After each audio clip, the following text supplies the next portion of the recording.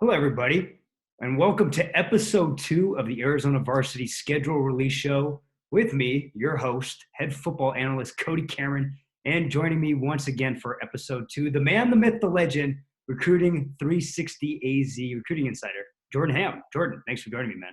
Yeah, absolutely. Happy to be here.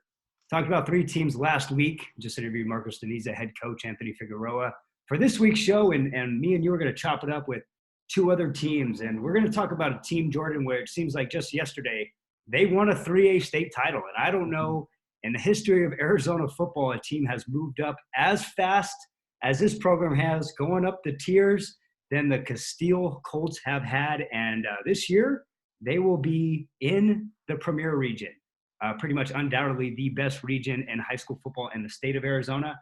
Their first year here, and it doesn't matter if they're running or not because those teams are coming. Good thing for Casteel, fantastic coaching staff, some really good crop of players, including some really good young players and some really talented senior class players coming up. And I know Coach Newcomb is going to have that team ready to go every single week. When you look at their schedule, Jordan, what stands out? Well, they had a pretty tough schedule last year in the 8-game schedule, and you see a lot of familiar faces there. And then you just happen to throw in, some other really good teams, and also Hamilton and Chandler, and Hamilton's week 2. So, but when you look at last year's schedule, this was the thing that really jumped out to me. They played Higley last year 1-1. They played Queen Creek 1-5. Played Williamsfield, lost by 3, played Desert Ridge, won by 7, and then played Highland in the playoffs and lost by 10. So a lot of those teams are there. Those were really close games. It could go either way this year because I think all of those teams, I don't think any of them are necessarily taking a considerable step back. Obviously, you're gonna lose some talent like the Kai Milners. Casteel is losing a really good senior class, but like you said, a lot of talent coming through, especially on the defensive side of the ball. You have Shaq Bowser still in that front 7. You have a really talented, really young secondary with J.J. Newcomb and Kennedy Erlacher and Connor Clinton. So there's a lot of talent still there. But, yeah, it's going to be, you have a game against Skyline, and then, boom, you're going to be playing Hamilton. And then, you have Chandler late in the year as well, sprinkled throughout some really tough games you already had last year. So, like you said, definitely coach will have them ready to go, but this is it seems like a bit of a gauntlet here, and going to be definitely welcome to the Premier region. They did a great job jumping from 3A to 5A. Do you remember how much we made of is that going to be too big of a jump? And they handled it great. And every time they've moved up to 6A, they handled it great. Now it's all right. You're at the pinnacle, so you're gonna be facing some really good teams week in and week out, and the schedule certainly reflects that. You summed it up perfectly. Young team, and you got to grow up quickly, especially this schedule. And that's what they did last year. You named all those freshman players who started last year in their secondary and their defense. They had a lot of young spots, man, and they had to grow up quickly. The good thing is they've already had a year of experience now. You have to replace Dane Christensen at quarterback, who threw for over 3,000 yards. It seems like back-to-back years for Casteel. Got to replace Isaiah Newcomb, superstar receiver that's going to UCLA. You got to replace guys like that.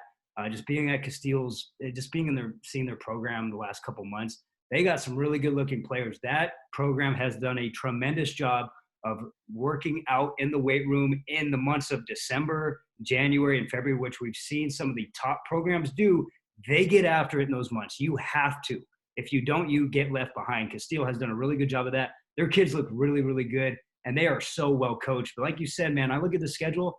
I see at least 8 playoff teams on here. I mean, this is a brutal schedule. There's going to be 2 or 3 open teams that Casteel is going to have to play. And so when you look at this schedule, it's not top heavy. It's not bottom heavy. Like you said, it is sprinkled everywhere. And this is going to be a conversation that is going to come up in November. And we're not going to get into it here because this is a schedule release show and we're not going to talk politics.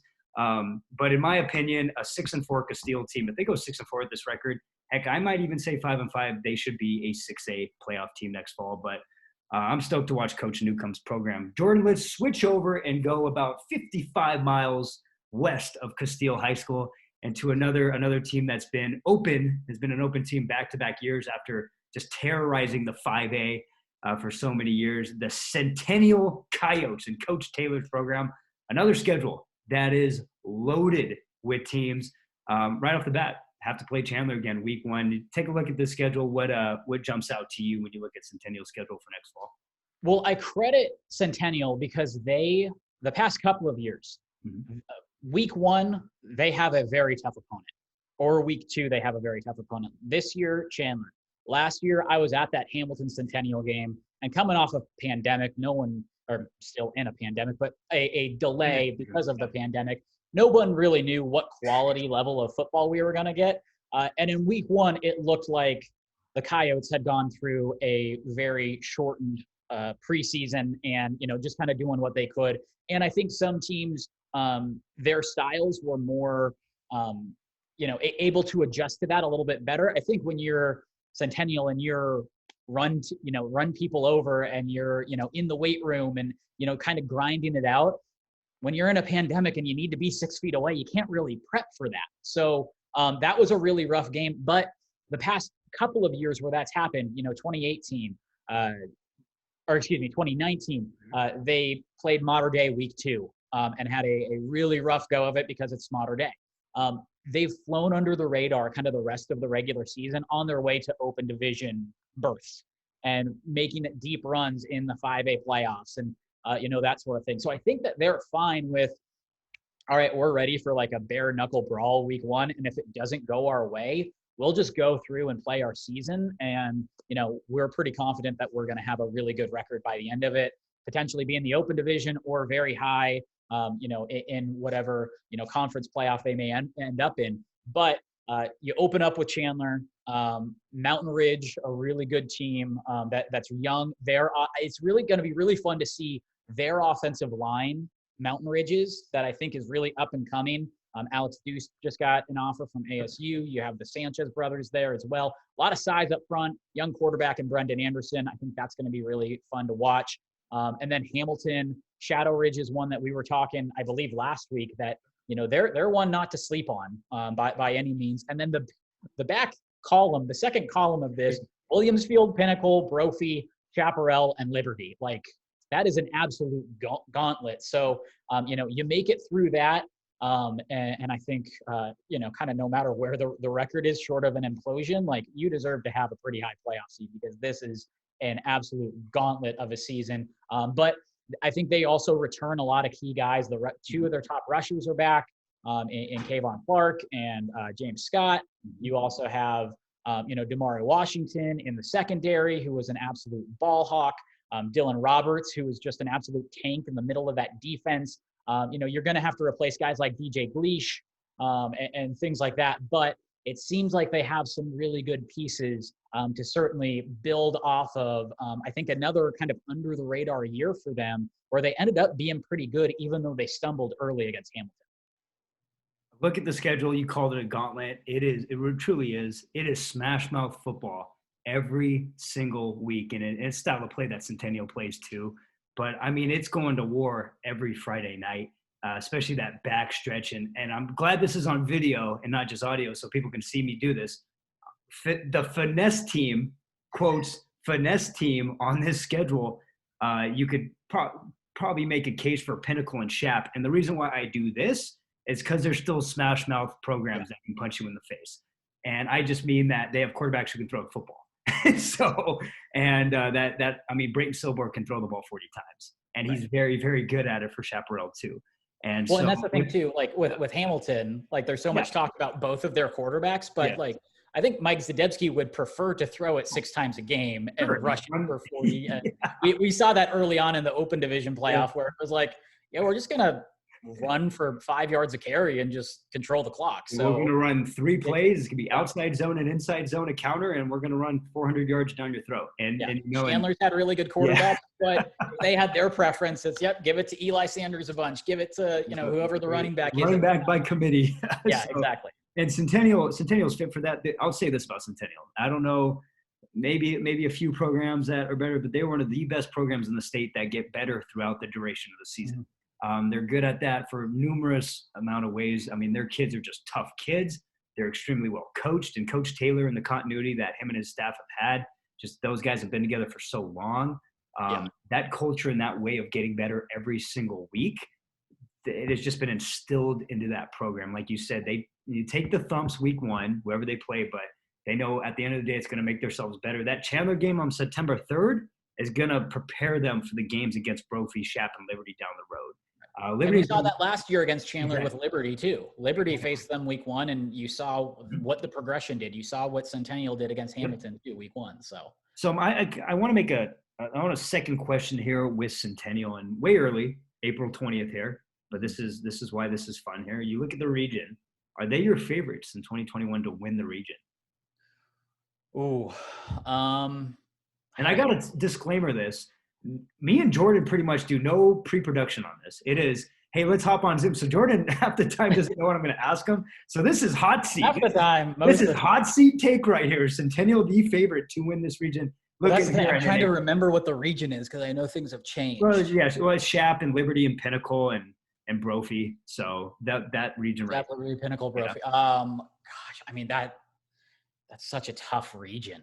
It is. That's so hard to predict because you have Chaparral, who is the reigning 6A champs, and then Liberty.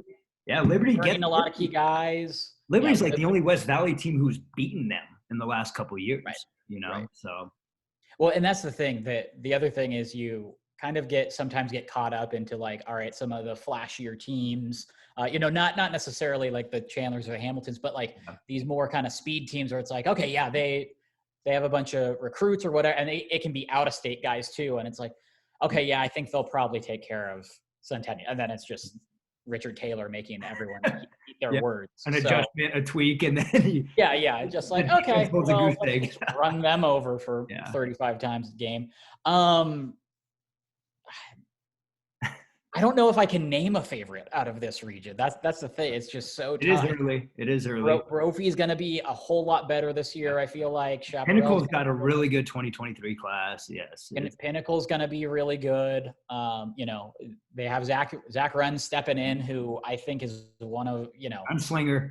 He's one of those that, and it was much like J.D. Johnson, a couple of years ago. And I want to be careful with that comparison. But yes, I understand what you're saying. The situation of it is where he steps in, I think, on a lot of campuses, and he's at the very least competing for a job. Probably a 3-year starter at most schools. Yeah.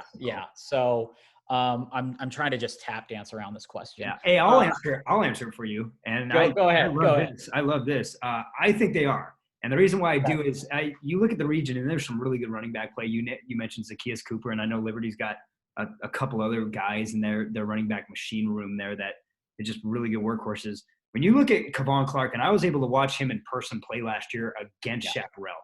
I think he had 4 touchdowns, 200-plus yards. He was a monster, man. He comes back. James Scott, another bruiser, comes back. They have to replace a lot on the offensive line, but their offensive line coaches are amazing. They just have great coaches throughout the program. So I know those guys they're not coming in and it's like they're clueless about the Centennial offense. That those guys understand the scheme and all that. Right. I think they're a favorite because of that. And their 2023 class, who Coach Gomez has been telling me for years now, got to watch this class, got to watch this class, got to watch this class. They're going to be juniors. And a lot of them have already played a year or two. They're going to be really talented. I think just defensively, like you said, Coach Taylor's defense, defensive coordinator Coach Taylor's defense, they just shut people down, man. They make you one-dimensional. They play well, and I think they're going to get that with the tandem with their 2022s and 2023s. And I think I will make this statement right here. I think they go undefeated in region, and I think they win the region outright. And I would not be surprised to see Kevon Clark and James Scott combine rush for 2,500 yards next season. And I will make that statement, and you could put it on record. There you go. That's why we're recording this. Yeah, no, I think those are good markers there for the running backs for sure. The thing is, I think with this region, more so than any region, like favorite means the least. Yeah. Out of any region. Like, because you can kind of say, okay, yeah, like Chandler's going to be the favorite because they're the returning open division. You can kind of go through and it's like, okay, yeah, there is usually a team that's kind of just a tick above everybody else. This one, I mean, we just look at like I said, the second half of this, schedule, and it's just like it may be like one of those Pac-12 years where everybody just cannibalizes themselves, and you have a bunch of 7-3, 6-4 teams because it's, Pinnacle came in and beat Brophy, and then Brophy beat Chaparral, and Chaparral beat Centennial, and Centennial beat Liberty and Pinnacle, and so I think that when I look at that region, that's kind of what I see. I put the dartboard ahead of me, and whatever the arrow hits, that's who's winning that game. Exactly.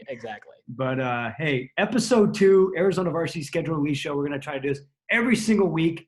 Might up the teams here when Jordan and I aren't so busy planning for next fall football season here. So appreciate all you guys tuning in. If you guys have any questions, hit me in the DM in the inbox. We'll be happy to answer it. But Cody Cameron, Jordan Hamm, till next week, everybody.